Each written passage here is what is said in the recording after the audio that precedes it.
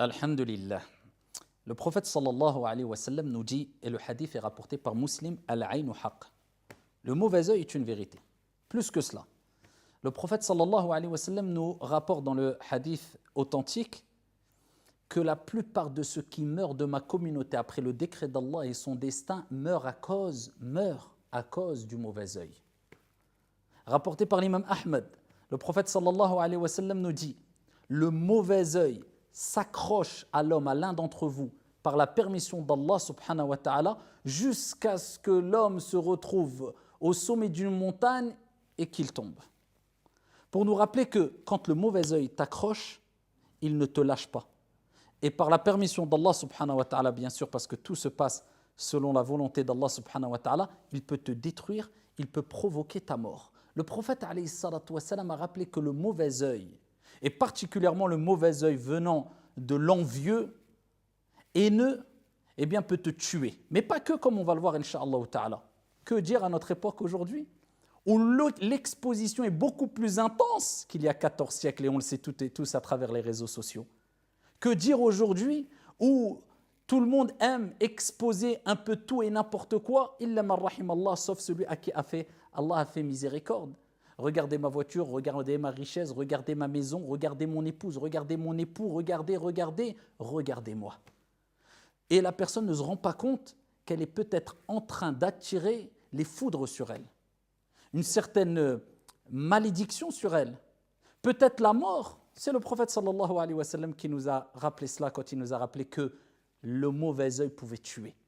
Alors il n'est pas question ici de dire qu'on doit vivre complètement caché, et on ne doit plus s'exposer devant qui que ce soit, mais c'est simplement qu'il est important de prendre conscience que le mauvais œil existe et que la personne doit éviter de s'exposer inutilement et de manière répétée, de sorte à en faire une habitude devant un grand nombre de personnes quand il n'y a pas vraiment d'intérêt ou de besoin de le faire.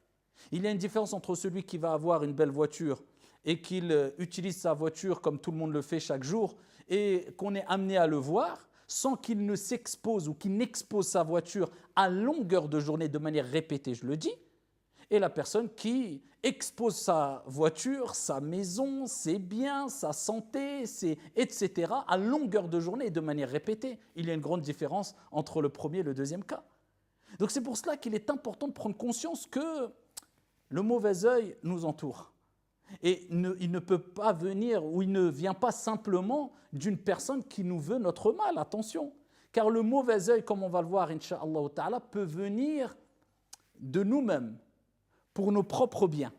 C'est pour cela que le prophète sallallahu alayhi wa sallam, il nous dit, si l'un d'entre vous voit chez son frère, ou en lui, donc il parle de toi, de nous, ou en lui, ou dans ses biens, dans tes propres biens, quelque chose qui lui plaît, qu'il invoque la baraka, la bénédiction d'Allah subhanahu wa ta'ala. Voilà, c'est comme ça qu'on se prémunit du mauvais œil.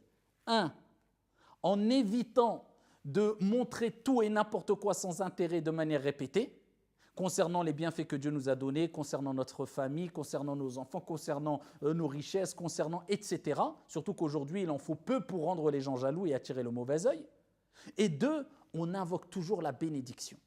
Sur ce que tu vois, sur les objets que tu vois qui t'attirent, qui te plaisent, ou sur les personnes, ou sur ta propre personne, tes propres enfants, ta propre famille ou tes propres biens.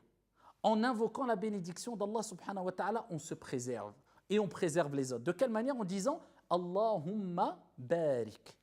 Oh Allah béni. Tout simplement. On demande la baraka. Quand quelqu'un te rend un service, tu lui dis barakallahu fik. C'est une invocation. Tu demandes à Allah azza wa jal de le bénir. Et en demandant à Dieu de bénir la personne, eh bien tu le préserves de ton mal potentiel. Donc le mauvais œil peut venir même de toi-même envers toi-même, ou même d'une personne simplement qui est attirée par quelque chose qu'il a vu en toi, mais qui n'est pas forcément jaloux, ou forcément haineux, ou forcément... Donc c'est pour cela qu'il est toujours important d'invoquer la bénédiction, al-baraka, en disant Allahumma barik, fiya, sur moi, ou bien alayya, sur moi, ou bien sur une autre personne, tu diras Allahumma barik fiyah. Ou bien Allahumma barik fiha si c'est une femme. ou bien alayh, ou bien alayha. Et tu peux dire ma sha Allah. Mais ma sha Allah, tu affirmes une chose qui est vraie. C'est ce que Allah a voulu. C'est ça la traduction de ma sha Allah, ce que Dieu a voulu. Mais tu n'invoques pas forcément pour la personne. C'est pour cela qu'il est meilleur de dire ma sha Allah, Allahumma barik fih, Allahumma barik fiha, ou bien Allahumma barik fi awladi, Allahumma barik fiya, Allahumma barik fi bayti. Oh Allah bénit ma maison, ma voiture, mes biens, etc. Donc l'invocation, elle est très importante. Et bien sûr, surtout pour se préserver, n'oubliez jamais vos invocations du soir et du matin. Surtout les invocations protectrices par la permission d'Allah subhanahu wa ta'ala. Les versets coraniques qui sont importants de réciter, récitez toujours Surat al-Ikhlas, Qul huwallahu ahad, al-Falaq, al-Nas, 3 fois le matin et 3 fois le soir. C'est ce qui vous préserve, comme le prophète alayhi salatu wassalam a dit, entre autres, du mauvais œil, de la méchanceté, le mal des gens. Mais aussi les invocations qui sont dans Hisnul Muslim, particulièrement l'invocation Bismillahi alladhi la yadurru ma'a ismihi shay'un fil ardi wa la fis sama' wa huwa as-sami'ul alim. Au nom d'Allah, en compagnie de son nom, rien ne peut me nuire que ce soit dans les cieux et sur la terre. Wa huwa as-sami', c'est celui qui entend tout, al-alim, celui qui sait tout. A'udhu bi kalimatillahi tammati min sharri ma khalaq. Ces invocations qui vous préservent par la permission d'Allah subhanahu wa ta'ala.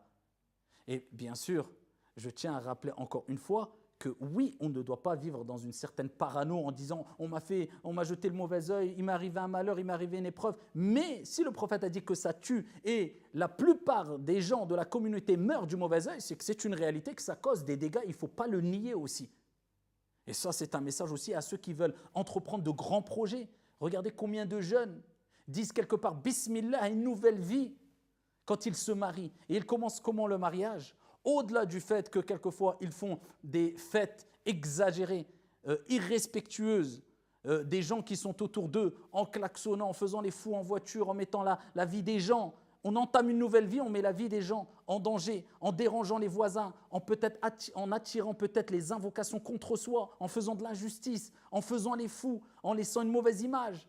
Qu'est-ce qu'on va dire à nos enfants après? Voilà comment a été mon mariage, j'ai fait le fou, voilà ton père l'exemple, voilà ta mère l'exemple. Au-delà de ça, on attire peut-être des centaines, voire peut-être quelquefois des milliers pour ceux qui exposent sur les réseaux sociaux leur mariage. Je ne parle pas d'un mariage décent qui est fait dans les règles de l'art, on va dire, mais en s'exposant, en montrant que voilà, on a les plus belles voitures, les plus belles salles, on a la plus belle épouse, le plus beau mari, et ensuite il ne nous reste que les yeux pour pleurer, pour ne pas dire autre chose. Quand tout s'écroule, mais tu as attiré combien de mauvais œil? Même si les gens n'étaient pas forcément jaloux et haineux, mais juste parce qu'ils n'ont pas invoqué la baraka, parce qu'ils ont regardé avec un regard trop appuyé, admiratif, sans faire une invocation pour toi. Donc, je ne dis pas qu'il faut plus se marier encore une fois et se cacher, mais les choses qu'on peut éviter de montrer qui sont trop extravagantes, qui sont trop exagérées, trop attirantes, de manière répétitive, pourquoi le montrer à longueur de journée de manière répétée? De temps en temps, parce qu'il y a un intérêt, c'est une chose, mais tout le temps, man akthara min shay'in urifa bih. Celui qui a l'habitude de faire une chose sera connu par cette chose-là. Ne sois pas connu pour être une personne qui s'expose tout le temps parce que ça peut créer et causer des dégâts souvent irréversibles, surtout à notre époque. C'est un message général et particulièrement pour notre jeunesse et celles et ceux qui aiment absolument montrer leur bonheur et leur vie, soi-disant réussite quelquefois. Et bien sûr, innamal a'malu bil khawatim, les actions ne valent que par leur fin. Et souvent, malheureusement, ces gens-là, quand on voit la suite, la fin de leur vie, elle n'est pas aussi belle que ce qu'il montrait dans les débuts. Qu'Allah subhanahu wa ta'ala nous préserve du mal des gens mauvais, de l'envieux quand il envie, et simplement du mauvais œil. Wallahu a'lam, wassalamu alaikum.